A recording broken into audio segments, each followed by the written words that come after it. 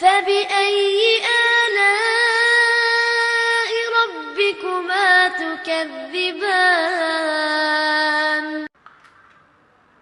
Bagaimana menurut Ustaz tentang negara kita yang melakukan perjanjian dengan negara Iran dalam hal membasmi terorisme? Apakah nanti kita sebagai ahli sunnah akan mendapatkan efek dari perjanjian ini? Menurut saya pasti. Menurut saya ya, pasti. Negara Iran memang berpaham Syiah dan mereka menghalalkan darahnya ahli sunnah. Ya otomatis itu. Otomatis gitu kan. Dan saya sayangkan, semoga Allah berikan hidayah. Saya bukan mencampuri keputusan pemerintah. Itu hak mereka. Mereka pemimpin, mereka tahu. Tapi saya sebagai seorang yang bagian daripada dai kecil yang paham agama, yang memang mau menyampaikan ini, nasihat. Kalau itu tidak boleh. Karena orang-orang Syiah ini, Syiah mengatakan Quran kurang, sahabat kafir, landasan agama asas kita dihilangkan sama mereka. Gitu kan? Lalu kemudian apa yang dianggap sebagai sebuah perkembangan dari negara Iran dibandingkan dengan negara-negara Islam yang lainnya? Banyak sekali. Anehnya Malaysia sudah berhasil melarang Syiah karena tahu bagaimana bahayanya. Kemudian negara-negara yang lain juga, negara Islam yang sekarang lagi berkembang, ada Saudi, ada Turki. Mereka tahu betul tentang bahayanya, gitu kan? Maka mereka menahan. Anehnya kita masuk, malah menerima, gitu kan? Malah menerima. Allah musta'an. Ini saya khawatirkan, semoga Allah jaga, tapi kita diperintahkan dalam agama untuk berikhtiar ya. Mudah-mudahan saja kita berharap, tapi secara hitung-hitungan rasional manusia pasti akan ada efeknya. Pasti ada efeknya, gitu kan. Sementara di Timur Tengah dibuat koalisi untuk memberantas terorisme, termasuk karena kasus bagaimana tidak ada ya imperium Syiah Iran masuk satu wilayah di Timur Tengah kecuali merusaknya. Rusak semua. Pasti dikacauin teman. Irak dimasuk, kacau, hancur sampai sekarang hancur. Sampai orang-orang Irak berharap coba Saddam Hussein hidup kembali.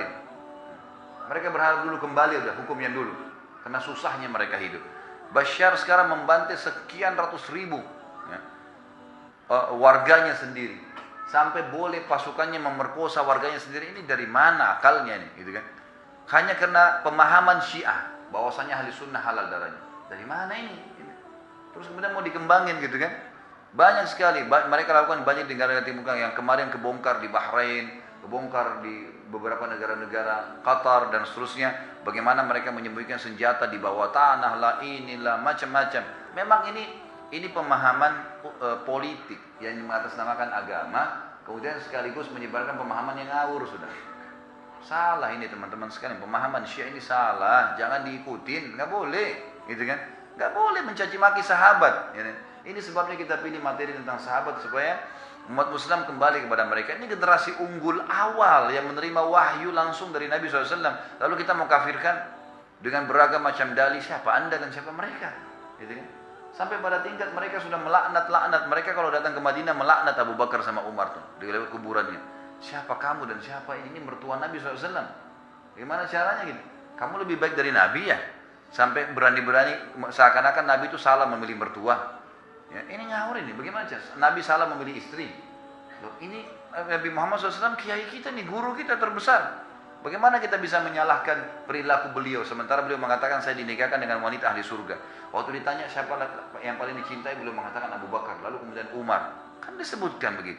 Ali bin Abi Thalib pernah marah kepada orang-orang yang mendahulukan beliau dari Abu Bakar dan Umar. Jadi kan bahkan beliau mengatakan siapapun yang mendahulukan saya dari Ali, Abu Bakar dan Umar, maka saya akan mencambuknya had dan muftari. Cambuk had muftari, maksudnya cambuk 80 jerah kena dusta.